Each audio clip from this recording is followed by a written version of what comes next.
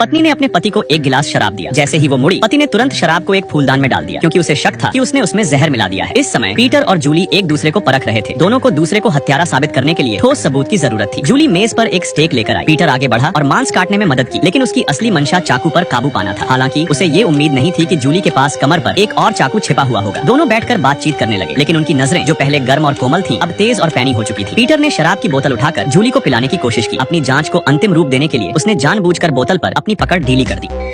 फिर दोनों ने एक दूसरे को छोड़ने के बहाने ढूंढे ताकि वो एक दूसरे की पहचान की पुष्टि कर सके और जल्दी से कार्रवाई की। जबकि पीटर अपने कमरे में जाकर अपनी बंदूक लेने गया, जूली ने गाड़ी लेकर भागने का फैसला किया। पीटर उसे पकड़ नहीं सका। अगले दिन जूली अपनी टीम के साथ घर में छापा मारने आई। उन्होंने पीटर का गुप्त अड्डा खोज निकाला और उसकी सारी हथियारें जब्त कर ली। गुस्से में पीटर ने जूली की कंपनी में घुसपैठ की, लेकिन हैरानी की बात ये थी कि कंपनी पूरी तरह से खाली थी। वहाँ कोई नहीं था। वो जूली को गोली नहीं मार सका, केवल हेल्पलेसली देखता रहा जब वो चलते हुए चली गई। बाद में पीटर ने जूली का स्थान पता किया। ठीक से नष्ट किए गए दस्तावेजों से दोनों लिफ्ट में मिले और बातचीत करने लगे, लेकिन बातचीत जल्दी ही तीखी हो गई। जूली की टीम, जो जोड़े के झगड़े को उनके बीच पूरी तरह से टूटने का सबूत मान चुकी थी, ने एक्शन लेने का फैसला किया। उन्होंने लिफ्ट में लगाए गए बम